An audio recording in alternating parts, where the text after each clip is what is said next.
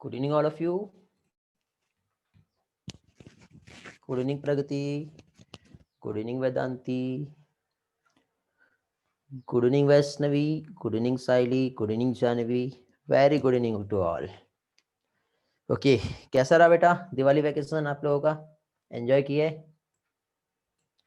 साथ ही साथ स्टडी किए? हेलो, शायद आप लोगों का चैट मुझे होस्ट में आ रहा होगा, को होस्ट में बेटा आप लोगों को चैट सेंड करना है।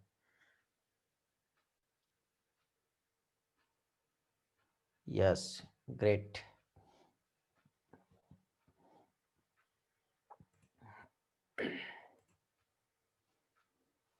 Okay, good evening Aniket. Okay चलो, तो आज का सेशन हम लोग स्टार्ट कर रहे हैं। आपको याद होगा लास्ट सेशन में हम लोगों ने इवोल्यूशन, और इवोल्यूशन में हम लोगों ने एविडेंस का स्टडी कर चुके थे। एविडेंस के साथ ही साथ जो थ्योरी हम लोग स्टडी कर रहे थे, जिसमें हम लोगों ने कुछ थ्योरीज जो है इवोल्यूशन की लास्ट लेक्चर में हम लोग स्टडी कर लिए थे। आज के सेशन में हम लोगों को यहाँ पे मॉडर्न सिंथेटिक थ्योरी क्या होता है ये देखना है, जेनेटिक ड्रिफ्ट क्या होता है ये देखना है। साथ ही साथ इसमें 2 इफेक्ट्स हमें पढ़ने हैं। एक आता है बॉटलनेक इफेक्ट और दूसरा आता है फाउंडर इफेक्ट। तो ये हम लोगों को यहाँ पर स्टडी करना है। तो उम्मीद करता हूँ आप सभी लोगों ने ये सारा पार्ट जो है अच्छी तरह से रिवाइज कर लिए होंगे। ओके, तो विदाउट डिले किए हम लोग आज का जो सेशन है वो स्टार्ट कर रहे हैं। मींस आज के सेशन में सबसे पहले तो अब तक जो हुआ है वो सारे पोर्शन को हम लोग सबसे पहले रिवाइज कर लेते हैं। ओके, और रिवीजन के बाद फिर हम आगे का जो पोर्शन है, मींस कौन सा वाला, जो हमारी थेरीज है, थेरीज मींस आज की जो हमें थेरी पढ़ना है वो हम देखेंगे।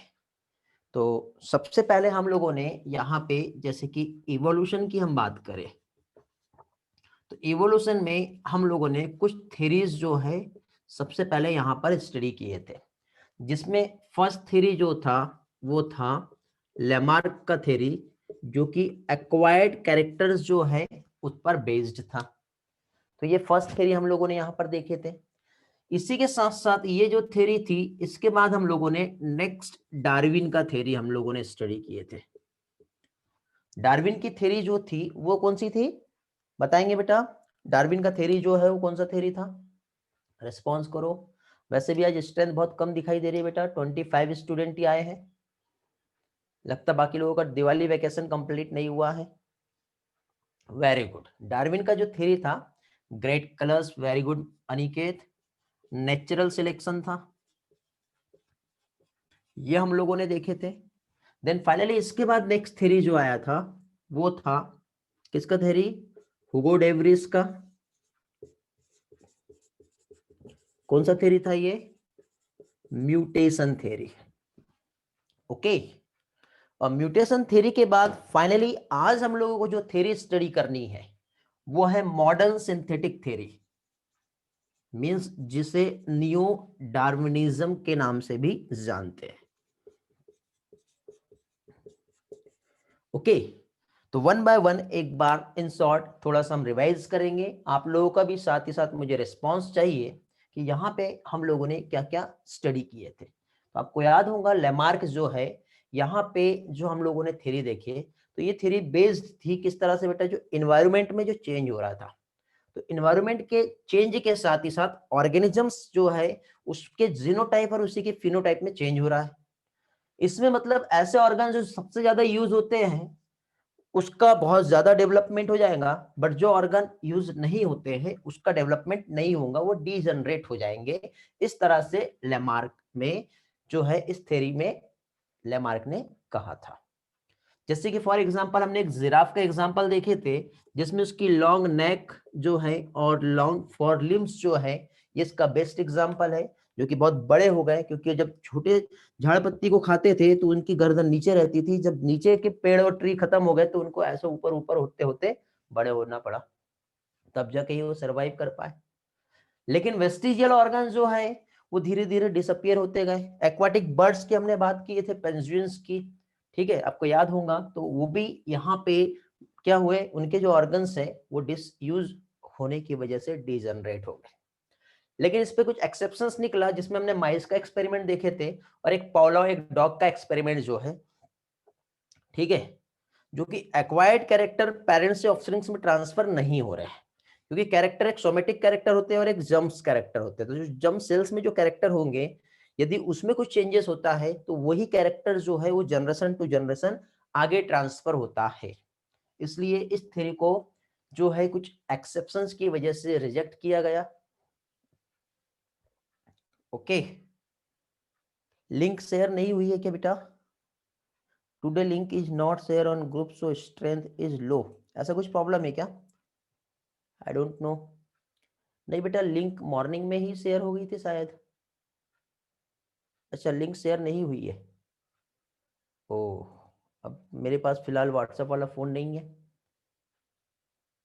चलो कोई बात नहीं, क्या करें। टेलीग्राम देखते हैं क्या स्टूडेंट्स? टेलीग्राम पे पोस्ट करना पड़ेगा लिंक। ओके, तो कहाँ पहुंचे थे हम लोग? हम लोग लैमार्क का जो थ्योरी है और उसके क्या ड्रॉबैक्स थे, क्या एक्सेप्शंस थे, ये हमने देखे। इसी के बाद नेक्स्ट थ्योरी जो हम लोगों ने यहाँ पर जो स्टडी किए हैं, मींस नेक्स्ट थ्योरी में हम लोगों ने यहाँ पे कौन सा देखे थे? डार्विन का थ्योरी। डार्विन का जो थ्योरी था वो थ्योरी कौन सा था बेटा? किस पर बेस्ड था? नेचुरल सिलेक्शन पर। अब नेचुरल सिलेक्शन की यदि हम थ्योरी देखें, डार्विन का थ्योरी जो कि बेस्ड था, तो इसमें मैंने आप लोगों को एक बहुत ही अच्छा और इंपॉर्टेंट कंसेप्ट जो है वो एक्सप्लेन किया था, आप लोगों को याद होगा। ओके, तो देखिए यहाँ पे जो डार्विन की थ्योरी थी, इसमें सिर्फ डार्विन ही नहीं, एक और साइंटिस्ट था जिनका दोनों के कंट्रीब्यूशन से इस थ्योरी को पब्लिश किया गया। क्या आप बता सकते हो साइंटिस्ट का नाम क्या है? रिस्पॉन्स करेंगे जल्दी से, साइंटिस्ट का नाम बताएंगे बेटा। किसे याद आ रहा है? रिस्पॉन्स करो जल्दी जल्दी, क्योंकि आज हमें बहुत सारी चीजें पढ़ना है। आज शायद बात का केमिस्ट्री लेक्चर नहीं है, तो थोड़ा सा लेंदी भी हो सकता है लेक्चर आप लोगों का। ओके, टॉपिक कंप्लीट करना है आज का, फिर इसके बाद एनसीईआरटी का एक एक लाइन इवोल्यूशन हमें कंप्लीट करना है। भूल गए लगता आप, चार्ल्स डार्विन और अल्फ्रेड वॉलेक। क्या नाम था साइंटिस्ट का? अल्फ्रेड वॉलेक। किसी का भी मैसेज नहीं आया बेटा मुझे। ओके ओके, हाँ, तो अभी देखिए यहाँ पे जो चार्ल्स डार्विन और अल्फ्रेड वॉलेक दोनों ने भी क्या किया, डिफरेंट डिफरेंट जगह पे अपना स्टडी किए और फाइनली एक ही कंक्लूजन पे पहुंचे। और कंक्लूजन वही था कि जैसे कि फॉर एग्जांपल जो एचएमएस बेगल शिप से जो डार्विन वॉयेज ऑफ डिस्कवरी पे जब निकले, ठीक है, कहाँ पे? गैलापागोस आइलैंड पे। तो उस आइलैंड पे जाने के बाद जो स्मॉल ब्लैक बर्ड था, डार्विन फिंच जिसे कहते हैं, उस पे उन्होंने स्टडी की है कि उनका सीड ईटिंग हैबिट जो था, उसकी वजह से उनकी चोंच जो थी उसका साइज जो है वो डिफरेंट था। क्यों था डिफरेंट? क्योंकि वो जगह जगह पे जाने की वजह से उनका जो ईटिंग हैबिट, फीडिंग हैबिट जो है वो डिफरेंट था, जिसकी वजह से उनका बीक का साइज जो है वो क्या हुआ? डिफरेंट वहां पे देखने को मिला। ओके, तो यहाँ पे जो ओरिजिन हुई एक न्यू स्पीसीज से, उसका एंसेस्टर जो था वो क्या था? सेम था। इसके बेस पर कुछ इन्होंने अपने पास्चुलेट्स वहां पे उन्होंने दिए थे डार्विन ने, जिसमें एक था probability of production, means reproduction. Reproduction means किसी भी एक ऑर्गेनिजम्स को अपने एग्जिस्टेंस को बनाए रखना है, तो एक सिंगल बैक्टीरियल सेल भी अपनी मल्टीप्लिकेशन करने के बाद मिलियन ऑफ सेल्स बनाती है। ओके, लेकिन क्या सारे के सारे सरवाइव करते हैं क्या? नहीं। ग्रोथ का पॉपुलेशन जो है जियोमेट्रिक रेशियो में हो रहा है, बट उसके बाद पॉपुलेशन एक्सप्लोजन को बचाए रखने के लिए limited natural resources food available है, तो उसकी वजह से जियोमेट्रिक भले ही यहाँ पे ग्रोथ हो रहा है, लेकिन ये सारी की सारी पॉपुलेशन सरवाइव नहीं करेंगी, लेकिन कुछ वहां पे सरवाइव करती है, ठीक है, बट उनको उसके लिए वहां पे आपस में स्ट्रगल करना पड़ेगा, तब जाके ही वो अपने एग्जिस्टेंस को यहाँ पे बनाए रखेंगे। इस तरह से 3 मेन पॉइंट हुए, 3 पोस्टुलेट्स। एक तो रिप्रोडक्शन, सेकंड क्या आता है यहाँ पे? जो लिमिटेड रिसोर्सेस है, थर्ड आता है स्ट्रगल करना पड़ेगा। स्ट्रगल में हमने 3 टाइप देखे थे, एक तो नेचर के साथ, एनवायरनमेंट के साथ स्ट्रगल करना है, हमारी एक सेम स्पीसीज के साथ भी स्ट्रगल करना हो सकता है, या फिर एक डिफरेंट स्पीसीज के साथ भी स्ट्रगल करना होता है। तो ऐसे स्ट्रगल जब हम करेंगे तब जाके ही हम वहां पर क्या होंगे, सर्वाइव कर पाएंगे। ओके, ये हम लोगों ने देखे थे। फिर इसके बाद हम लोगों ने क्या देखे थे बेटा, इसमें अगेन जो एक इंडिविजुअल्स है वो यदि सरवाइव कर रहा है तो उसमें वहां पे क्या होगा, उसमें अपने आप को बनाए रखने के लिए कुछ ना कुछ उसमें वेरिएशंस होते हैं, और वेरिएशंस हार्मफुल भी होते हैं और यूजफुल भी होते हैं। तो ये जो दोनों वेरिएशंस है, जिसमें से एक यूजफुल वेरिएशन को नेचर सेलेक्ट करता है। नेचर सेलेक्ट मतलब देखो यहाँ पे आज हम जेनेटिक ड्रिफ्ट और नेचुरल सिलेक्शन समझने वाले, और दोनों में क्या डिफरेंस है वो हम समझने वाले, तो वो आपको देखना है। तो नेचुरल सिलेक्शन मतलब यदि यहाँ पे नंबर ऑफ स्पीसीज यदि 10 है, तो 10 में से हो सकता है कि 5 स्पीसीज जो है वो आगे बढ़ रही है, सर्वाइव कर रही है, और 5 स्पीसीज का लॉस्ट हो जा रहा है। क्यों? क्योंकि इसमें 5 स्पीसीज कुछ ऐसी थी जिसके पास एक नेचर के हिसाब से सर्वाइव करने के लिए एक बेस्ट जीन था, एक बेस्ट प्रोजेनी थी, या बेस्ट उसके पास कुछ कैरेक्टर था, जिसकी वजह से जितने भी ड्रास्टिक चेंजेस आए उसके बाद बाकी स्पीसीज तो डिस्ट्रॉय हो गई, लेकिन वो जो बेस्ट थी उस बेस्ट को नेचर ने सिलेक्ट किया, और वो बेस्ट आगे अपने लाइफ में अपने एग्जिस्टेंस को बनाए रखी। ठीक है, जिसका हमने बेस्ट एग्जांपल एडाप्टिव रेडिएशंस में समझे हैं कि सर्वाइवल जो हो रहा है स्पीसीज का, ठीक है, वो जो फिंच का, तो वो किस तरह से हो पाया। लेकिन देखिए यहाँ पे जो नेचुरल सिलेक्शंस है, इसमें और कुछ एग्जांपल्स जो है हमें देखने को मिलते हैं, जैसे एक रेजिस्टेंस जो है, जैसे कि मॉस्किटो आज रेजिस्ट हो गया है, आप ऑल आउट लगाओ या मॉर्टिन लगाओ, या फिर और बहुत सारे इंसेक्टिसाइड का यूज कर लो, जहां पे वो ऑल आउट जल रहा होता है वहीं उसी के ऊपर मॉस्किटो आके बैठता है। क्या हुआ है, मॉस्किटो रेजिस्ट हो गया है। ओके, साथ ही साथ यहाँ पे जैसे कि जो मॉथ थे, बिस्टन बेटुलेरिया और बिस्टन कार्बोलेरिया, बिफोर द इंडस्ट्रियल रिवोल्यूशन, जो लाइकेन जो होता है जो कि ट्री ट्रंक पे ग्रो करता है, तो उसके साथ साथ जो मॉथ की स्पीसीज थी वो पहले हिडन होती थी। ठीक है, तो उसकी वजह से वो सरवाइव करते थे, लेकिन इन्वायरमेंटल चेंज की वजह से जब पॉल्यूशन बढ़ा तो लाइकेन जो है उसका डेथ हो गया, तो वहां पे जो एक मॉथ पहले हुआ करता था वो अब बाद में नहीं हो रहा है। एक व्हाइट कलर का मॉथ था और एक ब्लैक कलर का, पढ़े होंगे आप लोगों ने एनसीईआरटी में, मैंने लास्ट टाइम भी बताया था आप लोगों को। ठीक है, बट ये तो था नेचुरल सिलेक्शन, इसके ऊपर और भी हम आगे चल के बात करेंगे, बट अभी हम सिंपल कुछ कंक्लूजन देख रहे हैं। ठीक, इसके साथ साथ देखो डार्विन के कुछ ड्रॉबैक्स थे। क्या? पहली चीज तो इसने म्यूटेशन को इग्नोर कर दिया था, इसने यूजफुल जो वेरिएशंस हो रहे हैं उसको ही सिलेक्ट किया, बट साथ ही साथ जो म्यूटेशन हार्मफुल होते हैं मींस म्यूटेशन को ही उसने टोटली इग्नोर कर दिया। इसने ये बताया कि जो इवोल्यूशन हो रहा है एक स्पीसीज में हो रहा है, पर्टिकुलर स्पीसीज। तो मुझे बताओ यहाँ पे ये हमारा अलग अलग टाइप की लैंड है, और अलग अलग टाइप में यहाँ पे जैसे कि फॉर एग्जांपल ए स्पीसीज यहाँ पर भी है, ए यहाँ पर भी है, और ए यहाँ पर भी है। तो यदि स्पीसीज में इवोल्यूशन होता तो ये हर टाइप की जो लैंड है सभी पे जो स्पीसीज वहां पे रह रही है सभी पे इवोल्यूशन होना चाहिए, बट ऐसा होता है क्या? नहीं होता है। इवोल्यूशन जो है पर्टिकुलर यहाँ पे जो पॉपुलेशन है उस पर डिपेंड करेगा कि कुछ चेंज यहाँ आया तो इनमें चेंजेस आएगा, ना कि ये वाली और ये वाली स्पीसीज में चेंज आएगा। तो डार्विन ने इवोल्यूशन जो है, ठीक है, इसकी यूनिट जो है वो स्पीसीज बताया, ये सबसे बड़ा इसका एक ड्रॉबैक था। ठीक है, इसी के साथ साथ यहाँ पे अगेन जैसे कि फॉर एग्जांपल जो वेस्टिजियल ऑर्गन की बात डार्विन ने कही ही नहीं है। ठीक है, कोई सुपर स्पेशलाइज कैरेक्टर्स जो है वो डार्विन ने बताया ही नहीं है। ओके, तो इस तरह से यहाँ पे लेमार्क और डार्विन का जो है ये थ्योरी आया। स्क्रीन ब्लैक नहीं हो रहा है मेरे साइड से बेटा? स्क्रीन तो ओके है, बाकी लोगों के साथ प्रॉब्लम आ रहा है क्या बेटा? स्क्रीन पॉज हो रहा, ब्लैक हो रहा, ऐसा हो रहा है क्या? रिस्पॉन्स करेंगे? नहीं हो रहा, कर लेने बेटा, एक बार रिज्वाइन कर लो, शायद आपके साइड से कुछ प्रॉब्लम होगा, या फिर फोन को रिस्टार्ट करो, हो सकता है कि आपका डिवाइस जो है दूसरी ऐप नेट यूज करना चालू कर दी होंगी, इसलिए प्रॉब्लम आ रहा है। बाकी लोगों के साथ किसी के भी साथ प्रॉब्लम नहीं आ रहा है। ओके, फिर डार्विन की थ्योरी के बाद नेक्स्ट थ्योरी हम लोगों ने यहाँ पर देखे थे, और नेक्स्ट थ्योरी जो है इसमें जो था कौन सा बेटा? हुगो डेवरिस का थ्योरी।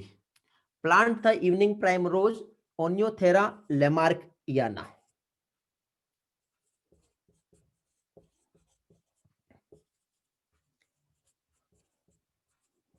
अभी ये जो प्लांट है, इस प्लांट में इन्होंने जो स्टडी की है, तो स्टडी जो है जनरली यहाँ पे जो म्यूटेशन होता है प्लांट में, तो उसका जो क्रोमोसोम नंबर है वो चेंज होते जाता है, जैसे पॉलीप्लॉइडी इसमें देखने को मिलती है।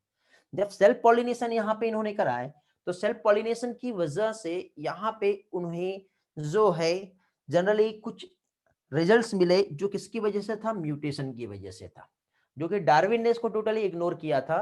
और यहाँ पे ह्यूगो डेवरिस ने उसी म्यूटेशन को लिया, और लेने के बाद उन्होंने बताया कि म्यूटेशन जो है वो डायरेक्शनल लेस होते हैं और रैंडम होते हैं, एक सडन एक चेंजेस आता है जिसकी वजह से, ठीक है, एक पर्टिकुलर वहां पे चेंजेस जो है देखने को मिलता है।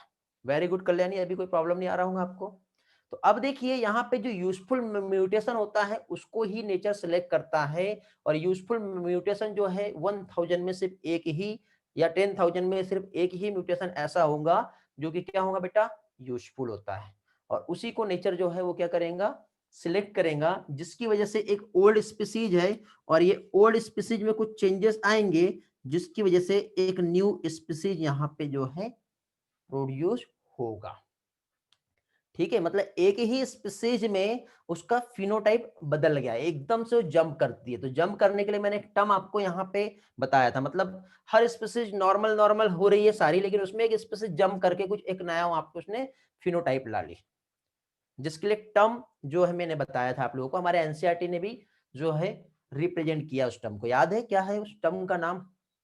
जब जंपिंग होता है म्यूटेशन का, एक न्यू स्पीसीज अराइज हो जाती है एक ओल्ड स्पीसीज से, इमीडिएटली उसका फिनोटाइप चेंज हो जाता है। वेरी गुड रुतिका, क्या कहलाता है वो? साल्टेशन। ठीक है, तो म्यूटेशन के लिए एक टर्म यूज हुआ है साल्टेशन।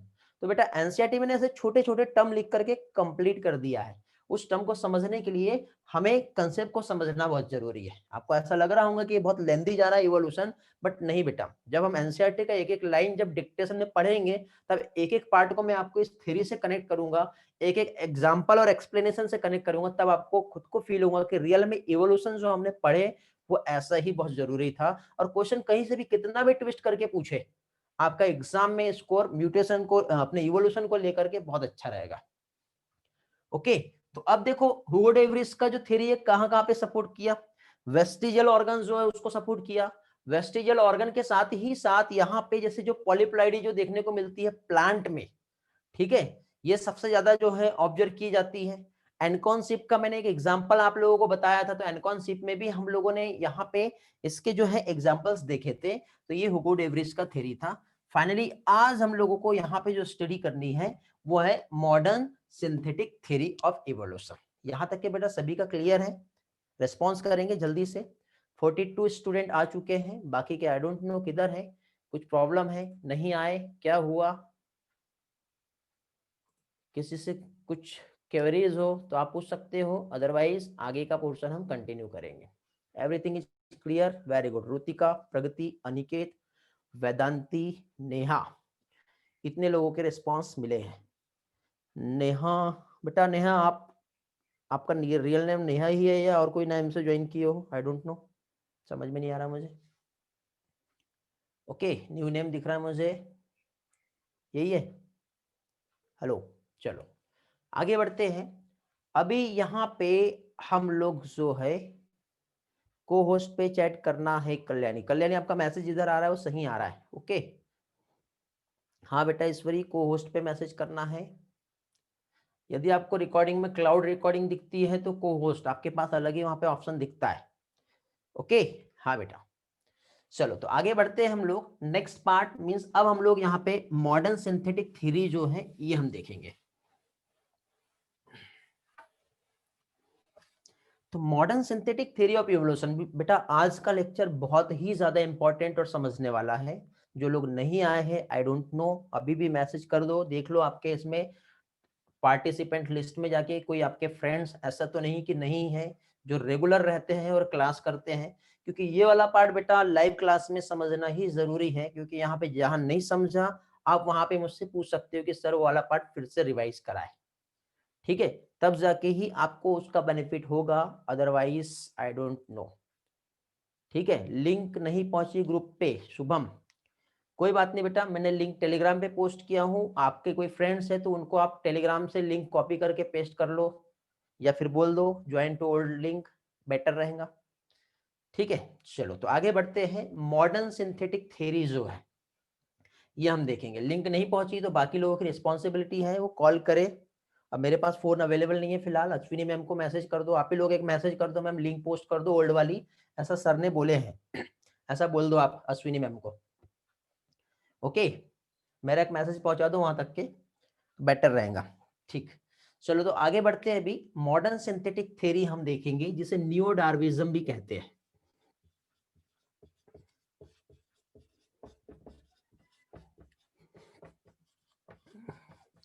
अब जिन लोगों के पास लिंक नहीं पहुंच पाई होंगी, जो ज्वाइन नहीं किए होंगे, 30 मिनट का लेक्चर हो गया है, डोंट वरी।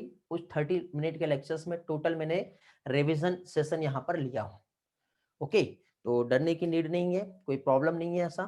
ठीक, स्टेप बाय स्टेप एक एक पार्ट अभी हम लोग यहाँ पर समझेंगे।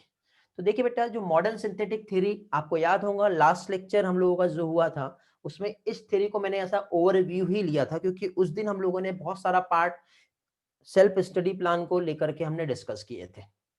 ओके, तो आज हम लोग उसी पार्ट को यहाँ पे स्टेप बाय स्टेप एक एक चीज को समझेंगे, जिसमें modern synthetic theory, it is also known as neo डार्विज्म।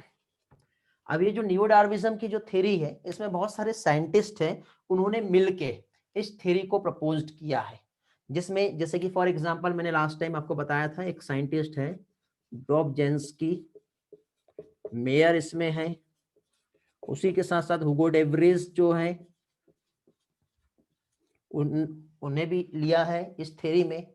ठीक है, इसी के साथ साथ यहाँ पे स्वेल राइट्स जो है ये भी है। ठीक है, और भी बहुत सारे साइंटिस्ट, बट हमें इतने सारे नहीं देखना है, जनरली एग्जाम में पूछेंगे तो इनमें से ही आप याद रखिए। अब यहाँ पे इस थ्योरी के जो पोस्टुलेट्स क्या है वो हम समझेंगे। तो पोस्टुलेट्स यदि हम देखें,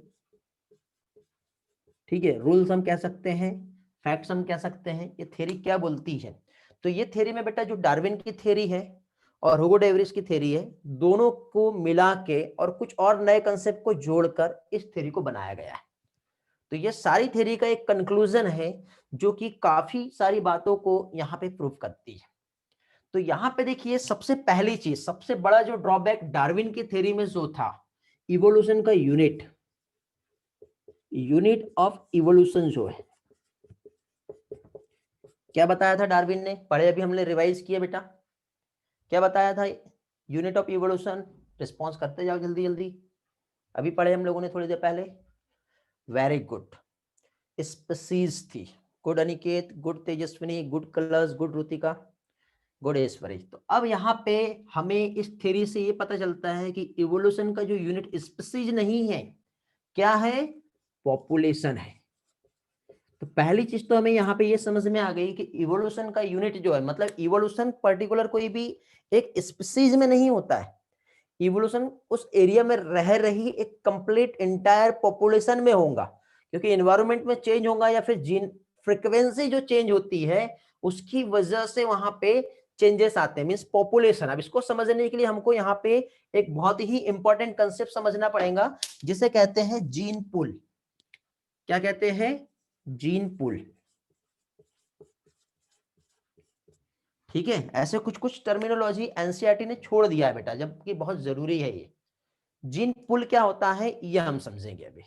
तो देखिए बेटा, जीन पुल मींस, यदि हम यहाँ पर देखें तो जैसे कि फॉर एग्जांपल पर्टिकुलर कोई भी एरिया में कुछ पर्टिकुलर पॉपुलेशन रह रही है, अब वहां पे टोटल कितने एलिल्स हो सकते हैं, ठीक है, या फिर टोटल नंबर ऑफ जीन कितने वहां पे प्रेजेंट है, तो उसका टोटल हम सम करेंगे तो उसको हम कहते हैं जीन पुल। ठीक है, क्या चीज, total gene and their allele, total genes and their alleles, कहां पे, एक पर्टिकुलर पॉपुलेशन में, in population is known as gene pool. अब यदि इस जीन की फ्रीक्वेंसी में कुछ चेंज आया तो उसका जो रिजल्ट होता है वो होता है इवोल्यूशन। अब ये हम समझेंगे कैसे, तो इसको एक हम एक काम करते हैं, एक डायग्राम की हेल्प से समझते हैं कि ये देखो, ये एक पर्टिकुलर एरिया है। इस पर्टिकुलर एरिया में यदि हम देखें तो ऐसा हो सकता है कि 4 होमोजाइगस डोमिनेंट एलील है। Capital A, capital A, capital A, capital A, capital A, capital A. कितने डोमिनेंट एलील है बेटा यहाँ पर? 4 होमोजाइगस डोमिनेंट एलील है। इसके बाद इसी जगह पे हमें 3 होमोजाइगस रिसेसिव एलील दिख रहे हैं, स्मॉल ए, स्मॉल ए, स्मॉल ए, स्मॉल ए और स्मॉल ए, स्मॉल ए। समझे? और यहां पे हमें 2 हेटेरोजाइगस एलील भी दिख रहे हैं।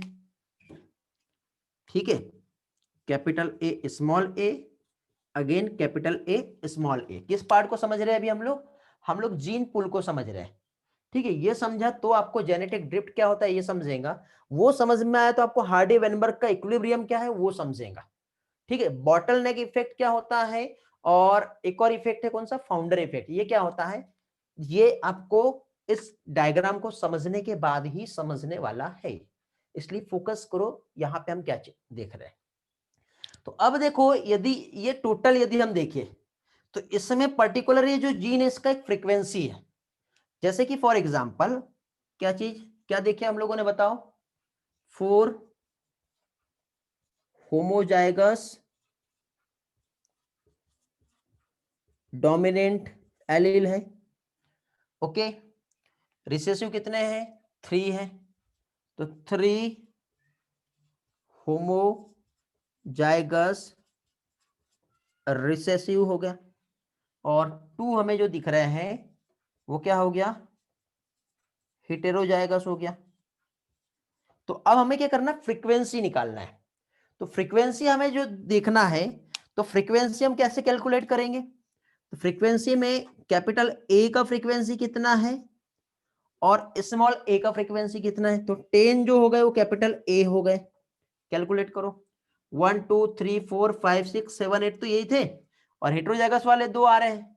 तो 10 कितने हो गए बेटा, कैपिटल ए आ गए। स्मॉल ए वाले कितने आ रहे हैं, 1 2 3 4 5 6। हेलो, और है क्या? 7 8, ऐसा ही है। तो 8 जो है ये स्मॉल ए वाले हो गए, means 10 capital A dominant allele है और 8 जो है स्मॉल ए है। समझे? और ये जो है, यदि इसकी जो फ्रीक्वेंसी है इसमें यदि कुछ चेंज आ गया, ठीक है, मतलब any change in frequency of gene pool, result क्या होगा बेटा? इवोल्यूशन होगा। ठीक है, तो नियोडार्विनिज्म या मॉडर्न सिंथेटिक थ्योरी यही बता रही है हमें कि पहली चीज तो इवोल्यूशन का यूनिट पॉपुलेशन है, और इस पॉपुलेशन में यदि हम देखिए टोटल नंबर ऑफ जो जीन प्रेजेंट है उसे कहते हैं जीन पूल। और ये जो जीन प्रेजेंट है इसकी फ्रीक्वेंसी चेंज होंगी यदि इस जीन पूल की, तो उसका रिजल्ट जो आएगा वो क्या आएगा, इवोल्यूशन आएगा। तो ये जो है हमें इस थ्योरी में प्रपोज किया गया है। ओके, चलो तो यहाँ पे उसका भी डेफिनेशन हम लिख देते हैं ताकि आप लोगों को याद रहे।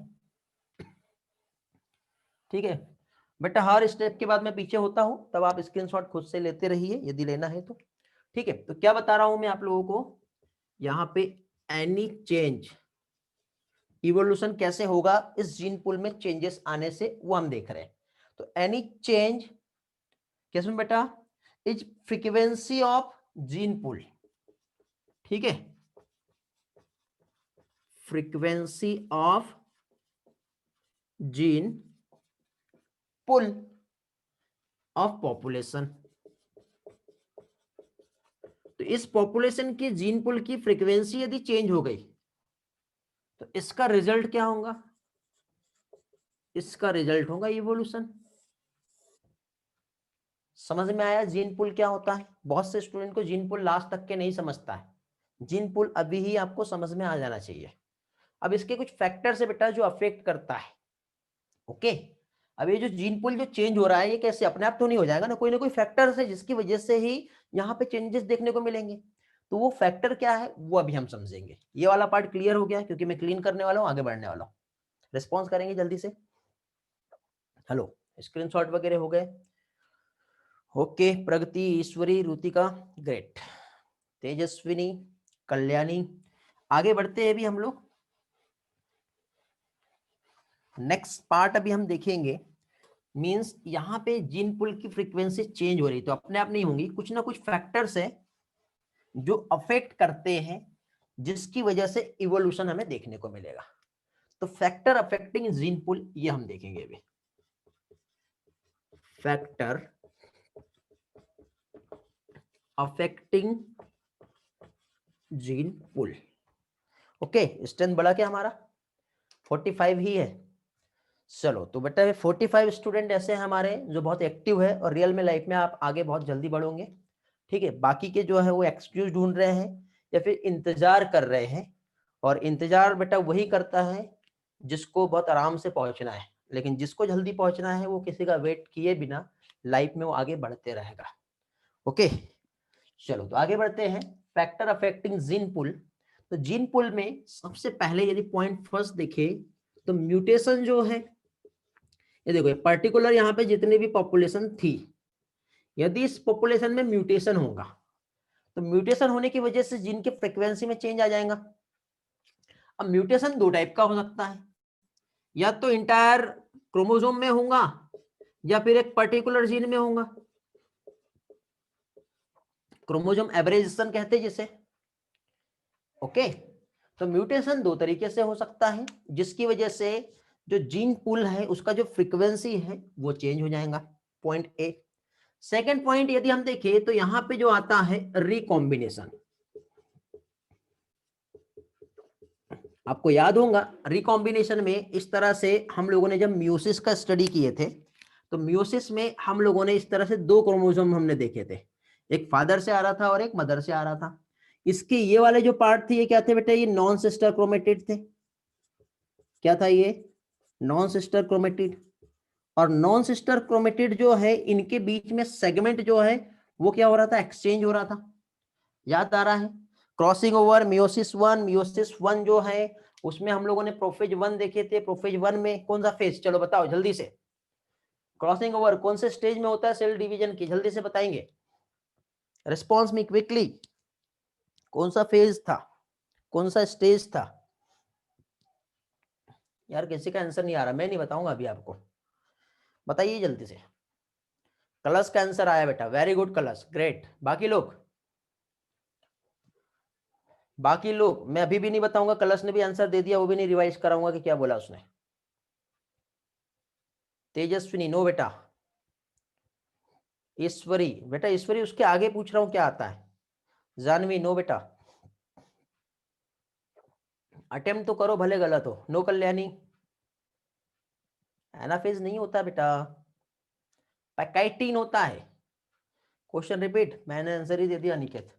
तो नॉन सिस्टर क्रोमेटिड जो है सेगमेंट एक्सचेंज होता है, तो जो एक्सचेंज होता है उसे क्या कहते हैं बेटा? रिकॉम्बिनेशन कहते हैं। याद आया? ठीक है, तो रिकॉम्बिनेशन जो होता है क्या होता है बेटा? नॉन सिस्टर क्रोमेटिड में जो होमोलोगस क्रोमोसोम जो होते हैं, जो म्यूसिस के टाइम पे आपस में एक दूसरे को क्रॉस ओवर करते हैं और स्मॉल सेगमेंट दोनों का एक दूसरे में एक्सचेंज होता है। समझे? समझ में आ रहा है क्या कहा मैंने? तो ये कहलाता है रिकॉम्बिनेशन। तो रिकॉम्बिनेशन जो है due to crossing over. Okay, अब वो डिटेल जितना बताया वो लिख नहीं रहा मैं, कि लिख के दो? लिख लो नहीं तो। Non sister chromatid of homologous chromosome during meiosis, यहां पे एक स्टेटमेंट लिख सकते हो आप चाहो तो। ओके, फिर इसके बाद नेक्स्ट हम आते हैं जिसमें जीन फ्लो या जीन माइग्रेशन आता है। देखो हम फैक्टर्स देख रहे हैं जो जीन पूल को अफेक्ट कर रहे हैं, एक म्यूटेशन है, दूसरा रिकॉम्बिनेशन है, तीसरा थर्ड पॉइंट जीन फ्लो होता है, या फिर इसी को जीन माइग्रेशन भी कहते हैं।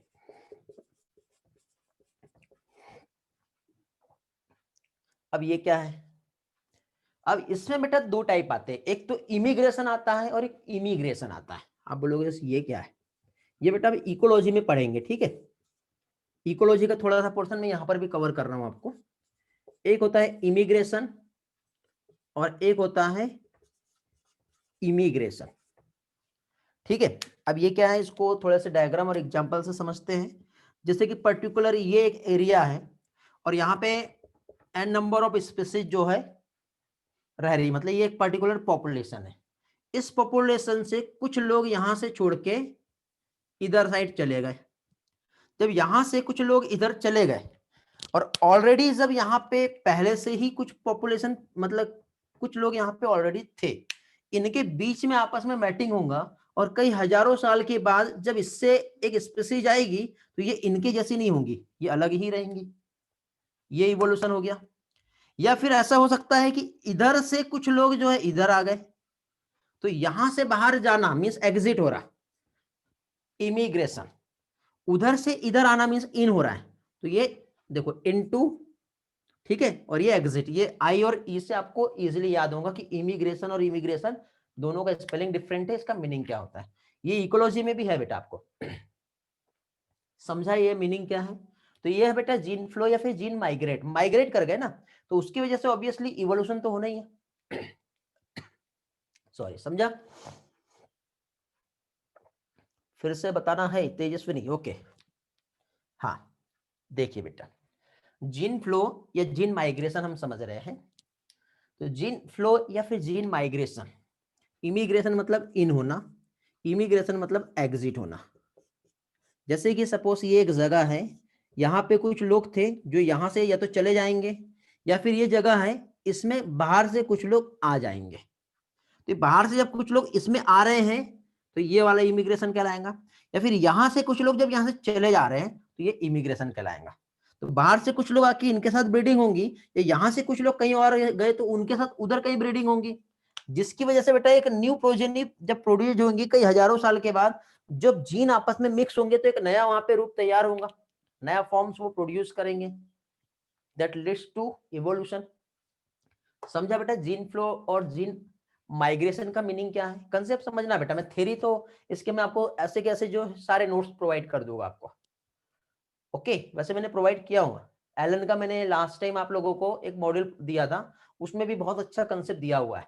नहीं दिया होगा तो मुझसे आप ले सकते हो, मैसेज कर दीजिए, मैं मॉड्यूल दे दूंगा, ठीक है। जिसे नहीं मिला उस मॉड्यूल से आप पढ़िए, बहुत अच्छे कंसेप्ट है। और मैं जैसा पढ़ा रहा हूँ एज इट इज, उसमें बहुत सारे कंसेप्ट ऐसे ही आपको मिलेंगे और बहुत अच्छे तरीके से समझ में आ जाएगा आपको। आगे बढ़े, हेलो, क्लास में है ना सारे लोग?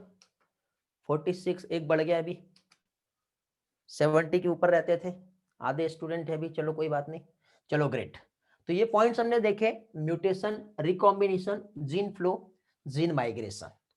अब इसके बाद बेटा जो कि बहुत इंपॉर्टेंट है और पास्ट ईयर में भी इसके क्वेश्चंस आए हैं, ठीक है, वो हम देखेंगे। और इसका बेटा एक्स्ट्रा 10% पॉसिबिलिटी है इस बार आपको एग्जाम में आ सकता है, ओके। अब एनसीईआरटी ने इस टर्म को कुछ अलग तरीके से बताया है, ठीक है, बट यहां पे हम जो समझेंगे, ठीक, उसे हम एक सही कंसेप्ट से समझेंगे, तब जाके ही हमें वो सारी चीजें अच्छे से समझेगी, ओके। तो यहां पे अभी हम लोग जो देखेंगे, कौन सा पॉइंट था, 3 हो गए ना, पॉइंट 4 डी पॉइंट, ये है हमारा रिप्रोडक्टिव आइसोलेशन।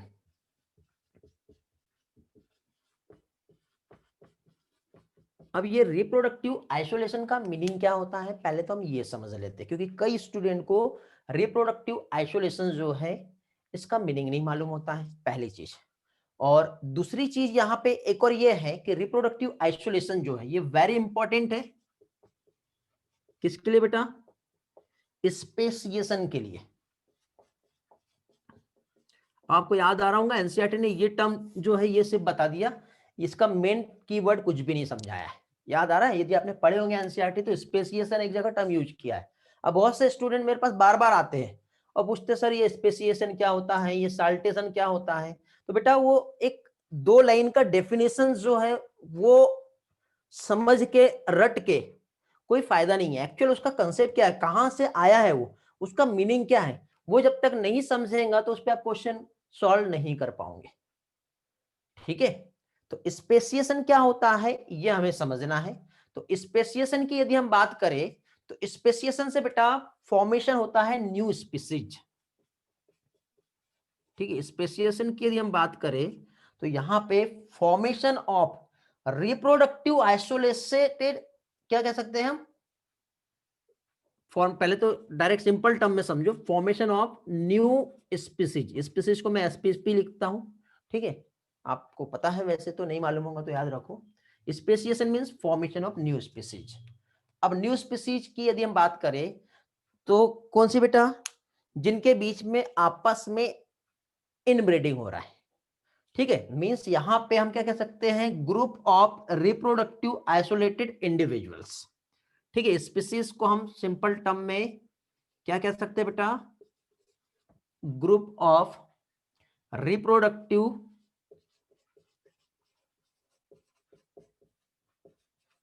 आइसोलेटेड, क्या आएगा, स्पीसीज या फिर इंडिविजुअल्स।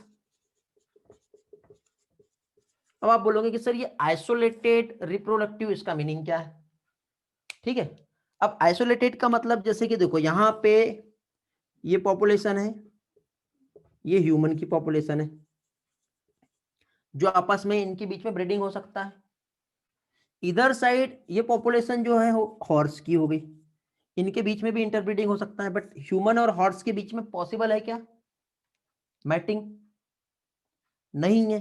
इधर बफेलो की स्पीसीज आ गई, इधर साइड स्कॉर्पियन की स्पीसीज आ गई, इधर साइड टाइगर की स्पीसीज आ गई, वॉट एवर डिफरेंट। तो यहां पे जो स्पीसीज है ये अलग है, ये अलग है, ये अलग है, इनके बीच में आपस में मैटिंग पॉसिबल नहीं है, बट इनके बीच में मैटिंग पॉसिबल है। तो ये जो ग्रुप है ये रिप्रोडक्टिव आइसोलेटेड इंडिविजुअल्स हो गया, ठीक है, जिनके बीच में क्या है, मैटिंग पॉसिबल है, ठीक है, मतलब स्कॉर्पियन जो है इससे हम किसी और को, ह्यूमन को मैट करा सकते हैं क्या, नहीं, तो this is called reproductive isolation, ठीक है, लेबोरेटरी में भी पॉसिबल नहीं है, मतलब आप बोलोगे ऐसा तो हो सकता था ना कि ह्यूमन का एग ले लिए, हॉर्स का स्पर्म ले लिए, फ्यूज करा दिए, होता है क्या पॉसिबल, बताओ। हाँ, म्यूल एक एक्सेप्शन है, वो पॉसिबल हुआ, बट वो भी रिलेटेड है, बट ऐसा नहीं है कि हमने दो अलग अलग बहुत सारी स्पीसीज को लेके मैट कराया और फ्यूज हो गया, ऐसा नहीं होता। क्यों, क्या है इसका रीजन जानते हो, इसका रीजन ये है रिप्रोडक्टिव आइसोलेशन का, कि पहली चीज तो यहाँ पे फर्स्ट आता है, हम इसका रीजन देख रहे हैं, पहली चीज तो एक गैमेट का आइसोलेशन होता है, गैमेटिक आइसोलेशन, क्या आता है, गैमेटिक आइसोलेशन। गैमेटिक आइसोलेशन मतलब जैसे एग जो होता है, एग की बॉडी सरफेस पे स्पेशल टाइप के रिसेप्टर्स होते हैं, ठीक है, रिसेप्टर्स जब स्पर्म आता है तो वो रिसेप्टर उसको रिकॉग्नाइज करते हैं और तब जाके स्पर्म उसमें इंटर करता है, समझ में आया, याद आ रहा है ना, हमने वो पढ़े थे कुछ, तो एक टर्म था, क्या होता है, फर्टिलाइजिंग और एंटी फर्टिलाइजिंग इंटरेक्शन जो होती है, क्या कहलाता है टर्म, जल्दी बताओ, नहीं तो मैं बता दूंगा, रिस्पॉन्स करो, देखते किसे याद है,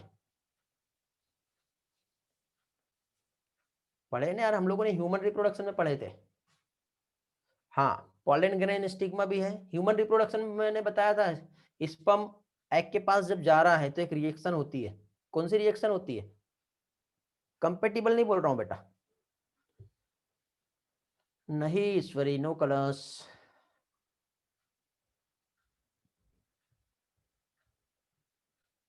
कैपेसाइटेशन पढ़े थे हमने, याद आ रहा है क्या, किसी ने रिस्पॉन्स नहीं दिया, गुड बेटा गामिनी, ग्रेट, कैपेसाइटेशन, गुड कलर्स, हाँ बेटा डिम्पल, क्या होता है कैपेसाइटेशन में,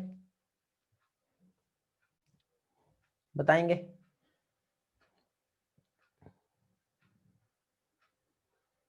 रिकग्नाइज होगा ना ये रिसेप्टर, तो तभी तो गैमेटिक आइसोलेशन हो रहा है वहां पर, कोई भी किसी के साथ भी ब्रीडिंग नहीं कर सकता, ठीक है, तो ये रिप्रोडक्टिव आइसोलेशन है, ओके।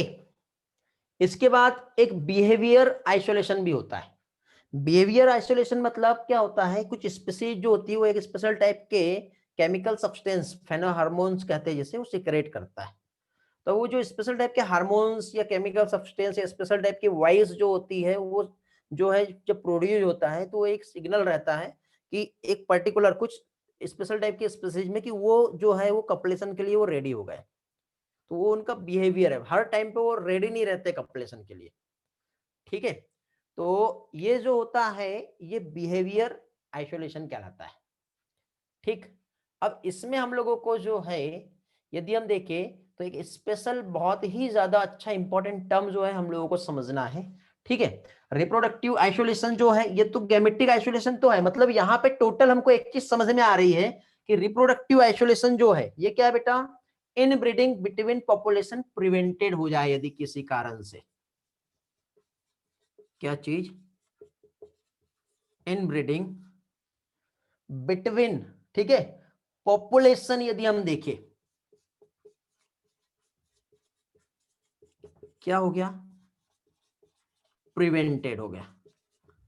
तो अब इनके बीच में ऐसा भी हो सकता है कि जैसे बीच में से एक बाढ़ आ गई, अर्थक्वेक हो गया, तो ये आधी मतलब ये जो पॉपुलेशन एक जगह रह रही थी आधी इधर हो जाएंगी और आधी पॉपुलेशन इधर हो जाएगी, हो गया इस तरह का, एकदम माउंटेन आ जाएगा, रिवर आ जाएगी, या फिर जो भी है वो जो पर्टिकुलर जगह पे जो पॉपुलेशन रह रही थी आधी इधर और आधी इधर हो गई, तो इधर जो रहने वाली पॉपुलेशन है इनके बीच में ही मैटिंग होंगी, कई सालों तक के, हजारों सालों तक के इनके बीच में मैटिंग होगी। इधर जो पॉपुलेशन है इनके बीच में मैटिंग होगा हजारों सालों के बाद, इसके बाद जो नया स्पीसीज आएगा उन दोनों को आप मैट नहीं करा सकते बेटा, पॉसिबल ही नहीं हो पाएगा। ठीक है, तो ये कहलाता है रिप्रोडक्टिव आइसोलेशन, क्योंकि यहाँ पे जो है इन ब्रीडिंग को प्रिवेंट कर दिया। इन ब्रीडिंग को जब प्रिवेंट किया तो ऑब्वियसली ये इवोल्यूशन को बढ़ावा देगा। अब इसमें बेटा दो टाइप आते हैं, एग्जाम में पूछे जाते हैं, पास्ट ईयर में भी आए हैं, स्टूडेंट डाउट लेके आते हैं मेरे पास, इसलिए मैं सोच रहा हूँ कि आपको अभी क्लास में ही ये वाला पोर्शन अच्छी तरह से क्लियर करवा देता हूँ। ओके, ठीक है, तो देखिए यहाँ पे हम लोग जो देख रहे हैं क्या चीज, ये जो इनब्रीडिंग प्रिवेंटेड जो होता है, तो इसमें आइसोलेशन जो है ये रिप्रोडक्टिव आइसोलेशन, इसके टू टाइप, ये वाला पार्ट क्लियर हुआ होगा तो आगे बढ़ते बेटा, रिस्पॉन्स करो जल्दी से। 48 स्टूडेंट दिख रहे हैं अभी, चलो कुछ बढ़ गए। हेलो, स्क्रीनशॉट लेना है, हाँ बेटा ले लो, पीछे नहीं हुआ था इस बार में। चलो आगे बढ़ते हैं, इसमें दो टर्म हम देखेंगे, एक होता है एक एलोपैट्रिक, स्पेसिएशन के हम टाइप देख रहे हैं बेटा, हम स्पेसिएशन भी कह सकते हैं और इसी को रिप्रोडक्टिव आइसोलेशन भी कह सकते हैं, जिसके टू टाइप होते हैं। ओके, आपके एनसीईआरटी में टर्म दिया है बट उसको जैसा एक्सप्लेनेशन चाहिए वैसा नहीं किया है, बट आज के मेरे इस लेक्चर्स के बाद आप स्पेसिएशन को आप पढ़ोगे, या फिर जो जेनेटिक ड्रिफ्ट जो है हम इसके बाद पढ़ने वाले हैं, जब हम पढ़ेंगे तो आपको वो सारी चीजें जो है वो समझेगा। गैमेटिक आइसोलेशन बेटा, गैमेट जो होते हैं ना, गैमेट जो सेम स्पीसीज के ही फ्यूज हो पाते हैं। ठीक है, हम लेबोरेटरी में भी यदि एक हॉर्स का गैमेट लेंगे और एक एलिफेंट का गैमेट लेके हम फ्यूज नहीं कर सकते, तो गैमेटिक आइसोलेशन है। प्रगति समझा बेटा? हाँ, तो यहाँ पे हम स्पेसिएशन देख रहे हैं, यहाँ पे हम रिप्रोडक्टिव आइसोलेशन देख रहे हैं। ठीक है, तो हम यहाँ पे देखें, यदि रिप्रोडक्टिव आइसोलेशन कह लो या फिर स्पेसिएशन, तो इसके टू टाइप होते हैं। ओके, अब ये जो टू टाइप है जिसमें एक आता है एलोपैट्रिक,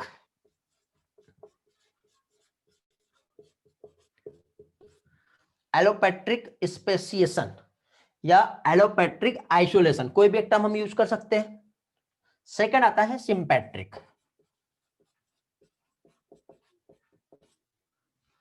या तो सिंपैट्रिक स्पेसिएशन कहेंगे या फिर सिंपैट्रिक आइसोलेशन कहेंगे। ठीक है, तो अब देखिए यहां पे एलोपैट्रिक की यदि हम बात करें, एलो मतलब क्या होता है बेटा, डिफरेंट, और पैट्रिक मीन्स होता है जियोग्राफिकल एरिया, मतलब जब कोई रिप्रोडक्टिव आइसोलेशन हुआ किसकी वजह से, एक जियोग्राफिकल आइसोलेशन की वजह से, तो वो कहलाएगा एलोपैट्रिक। क्या कहलाएगा बेटा? एलोपैट्रिक। कैसे? देखो यहां पे जो भी नंबर ऑफ स्पीसीज यहां पे प्रेजेंट थी, अब नंबर ऑफ स्पीसीज यहां पे थी, लेकिन किसी कारण से बीच में से कुछ हुआ ये कि इस तरह से रिवर आ गई, या फिर बीच में से ऐसा माउंटेन आ गया, तो आधे इधर हो गए और आधे इधर हो गए, तो ये जो जियोग्राफिकल लैंड जो थी, ये पेरेंटल जो लैंड थी, वो दो अलग अलग लैंड में क्या हो गई, डिवाइड हो गई। तो अब ये स्पीसीज इधर नहीं जा सकती, ये वाले इधर, मतलब ये पॉपुलेशन जो है इधर नहीं आ सकती, और यहाँ की पॉपुलेशन इधर नहीं जा सकती। तो इनके बीच में अलग मैटिंग हो रही है, इनके बीच में अलग मैटिंग हो रही है। कई हजारों साल के बाद इसमें से एक नया स्पीसीज और इसमें से एक नया स्पीसीज जो आएगा, जो दोनों से अलग रहेगा। तो ये कहलाता है एलोपैट्रिक आइसोलेशन। क्या कहलाएगा बेटा ये? Allopatric isolation. समझ में आया बेटा? इन्वायरमेंट डिफरेंट होने की वजह से हुआ है ये। कैसे हुआ है? इन्वायरमेंट डिफरेंट होने की वजह से हुआ है। तो इसको सिंपल टर्म में हम किस तरह से रिप्रेजेंट कर सकते हैं बेटा? क्या कहेंगे? Isolation due to geographical isolation. ठीक है, क्या बोल सकते हैं हम?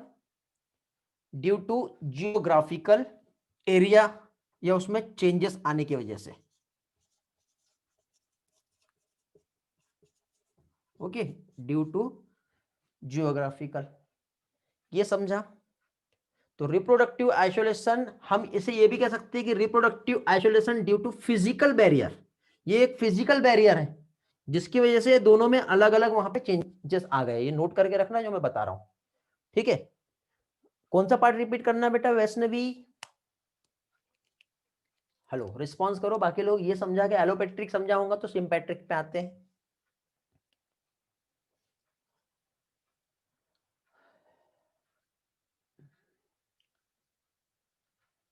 समझ में आ गया? बड़ा, किसी का कोई रिस्पॉन्स नहीं मिला मुझे। Okay, great, good Harsh, okay Mrunali, okay Rutika, Vaishnavi.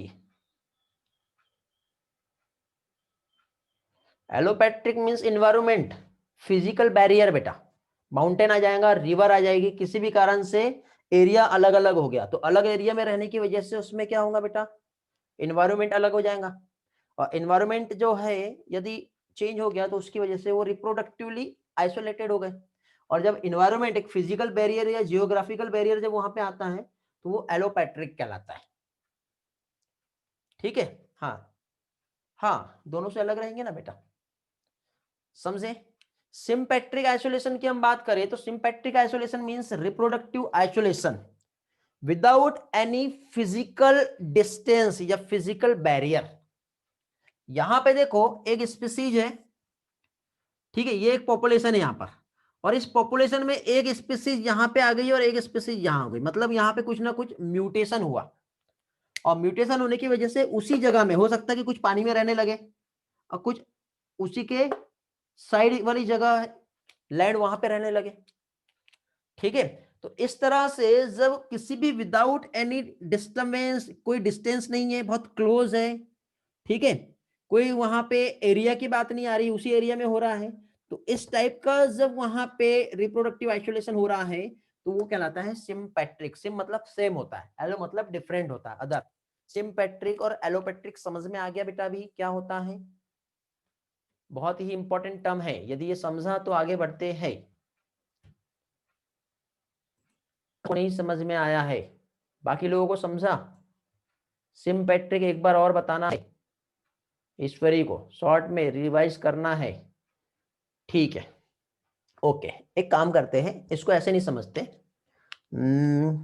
ठीक है, मैंने स्लाइड लाया हूं आप लोगों के लिए, पहले स्लाइड से समझाता हूं और फिर एग्जाम्पल से समझाऊंगा। ठीक है, बहुत सारी चीजें समझने के लिए, डोंट वरी, टेंशन ना लो। हाँ, देखिए सबसे पहले यहां पे हम आते हैं, यहां पे हम एलोपैट्रिक स्पेसीज समझेंगे। क्या चीज? एलोपैट्रिक स्पेसीएशन। यहां से हम देखेंगे, देखो यहां पे पर्टिकुलर ये आपको जो दिखाई दे रहा है, ये ओरिजिनल पॉपुलेशन है, पॉपुलेशन ए। यहां पे कंप्लीट ये पॉपुलेशन प्रेजेंट है, किसी कारण से बीच में से इस तरह से माउंटेन हो सकता है या फिर रिवर। अब देखिए इसमें जो आपकी ओरिजिनल पॉपुलेशन थी, ये दो अलग अलग पार्ट में डिवाइड हो गई। क्या हुआ? यहाँ पर एक जियोग्राफिकल बैरियर आ गया।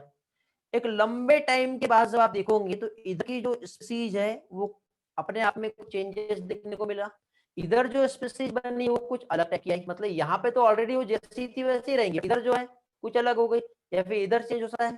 तो यहाँ पे इनके बीच में क्या हुआ बेटा? रिप्रोडक्शन नहीं हो पाया। तो ये क्या कहलाएगा, रिप्रोडक्टिव आइसोलेशन कहलाएगा। ठीक है, देखो यहाँ पे डेफिनेशन जो है, जो यहाँ पे दिख रही है आपको, एलोपैट्रिक स्पेसिएशन में देखो आपको यहाँ पे रिवर दिख रहा है, इधर माउंटेन दिख रहा है, किसी भी कारण से ये डिवाइड हो रही है। एलो मतलब होता है डिफरेंट, पैट्रिक मतलब फरलैंड या फिर हम कंट्री को भी कह सकते हैं। ठीक है, एलोपैट्रिक तो स्पेसिएशन जब अकर हो रहा है किसी पॉपुलेशन में, जिसकी वजह से वो सेपरेट हो गए, किसकी वजह से बेटा, बाय जियोग्राफिकल बैरियर, जिसमें माउंटेन हो सकता है, इसमें रिवर आ सकती है। तो ये जियोग्राफिकल आइसोलेशन जो है, ये क्या, रिप्रोडक्शन एंड स्पेसिएशन हम कह सकते हैं, जो कि बहुत ही कॉमन टाइप का स्पेसिएशन है। समझ में आ गया अभी सभी लोगों को, क्लियर हुआ ये वाले पॉइंट जो मैंने समझाया? हेलो, रिस्पॉन्स करेंगे? आवाज अटक रहा है क्या? क्लास के साथ मेरा वॉइस का प्रॉब्लम हो रहा, बाकी लोगों के साथ बेटा वॉइस क्लियर है? ठीक है, चलो।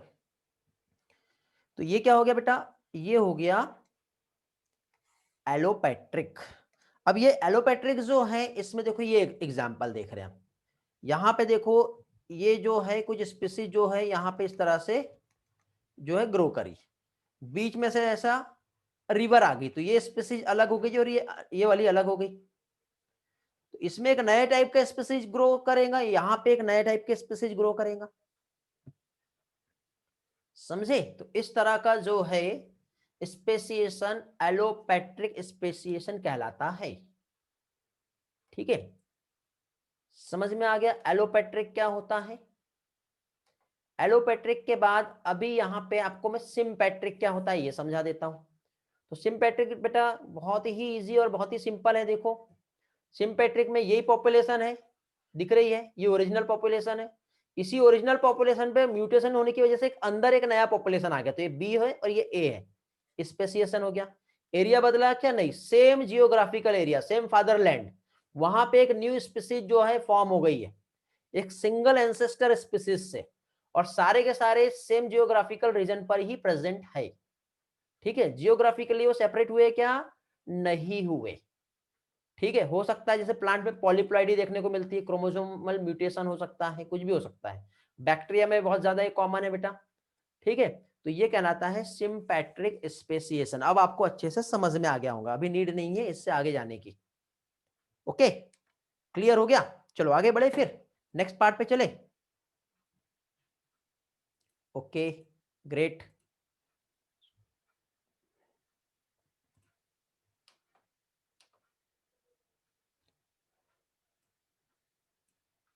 वीडियो पॉज हो गया क्या बेटा? मैं दिखाई दे रहा हूं आपको?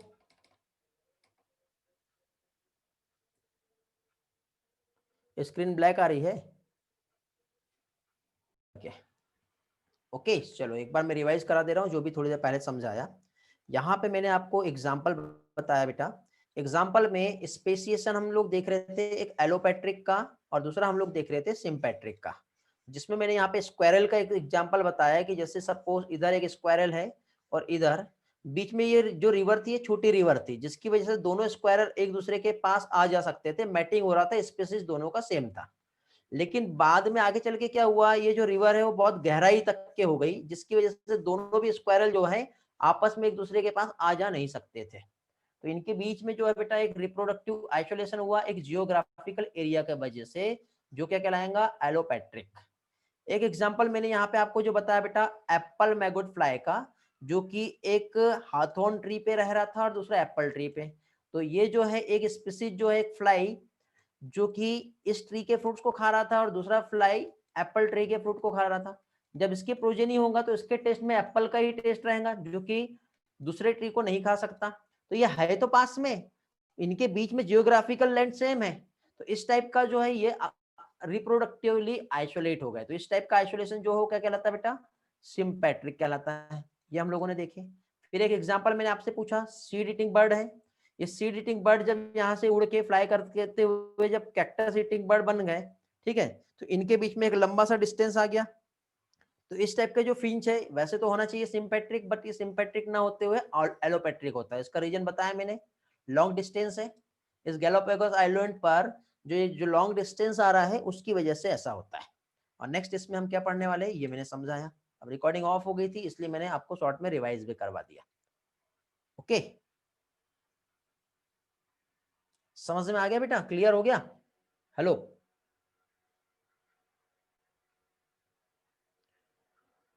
चलो तो आगे का पोर्शन जो है नेक्स्ट इसमें ही हम देखेंगे। अभी कुछ पार्ट और रह गया हमारा, कंसेप्ट जो क्लियर करेंगे, फिर एनसीईआरटी हम देखेंगे बेटा। एक एक लाइन एनसीईआरटी का मैं क्लियर करा दूंगा, थोड़ा सा आपको वेट करना पड़ेगा, ठीक है? फिर एनसीईआरटी की एक एक लाइन आपकी क्लियर हो जाएगी, डोंट वरी। बहुत इजी है, आपको हो सकता है डर लग रहा होगा एनसीईआरटी को देखकर भी, तो डरने की जरूरत नहीं है। सारी चीजें बहुत अच्छी तरह से एक एक पार्ट टू द पॉइंट में क्लियर करवा दूंगा। तो फाइनली फिर लेक्चर हम एंड करते हैं आज का। ओके, अब क्योंकि आज फिर भी बहुत से स्टूडेंट ज्वाइन नहीं कर पाए हैं, तो उनके लिए थोड़ा सा छोड़ देते हैं। एनसीईआरटी बेटा जितना हुआ उतना हम लेंगे भी, तो बीच में कुछ टर्म्स ऐसे आ जाएंगे जो नहीं समझेंगे, ठीक है? वो जो नेचुरल सिलेक्शन वाला जो पोर्शन है क्लास, उसमें प्रॉब्लम आ जाएगी। या फिर एक काम करते हैं, कल मैं आपको एनसीईआरटी ही ले लेता हूँ पहले, और कुछ पोर्शन बीच में हम क्या करेंगे, छोड़ देंगे, ठीक है? जो आगे का कंसेप्ट वाला रहेगा, ऐसा कर लेंगे बेटा। लग रहा है थोड़ा सा चैप्टर बाकी है, लेकिन फिर भी बहुत सारे इंपॉर्टेंट टर्म्स हमारे रह गए हैं, तो पहले देख लेते हैं, फिर हम कंप्लीट कर लेंगे। ओके, चलो तो एंड करते फिर आज का लेक्चर। थैंक्स फॉर ज्वाइनिंग, मिलते फिर नेक्स्ट लेक्चर में, बाय बाय। अभी हम कुछ एक्स्ट्रा नहीं लेंगे, क्योंकि बहुत से स्टूडेंट आज ज्वाइन नहीं कर पाए हैं, ठीक है? तो उनका लॉस ना हो, लेकिन जो थे उनका भी लॉस ना हो, इस तरह से हम लोगों ने दोनों भी चीजों को हमने कवर किए। ओके, फिर bye bye, thanks for joining, have a great day.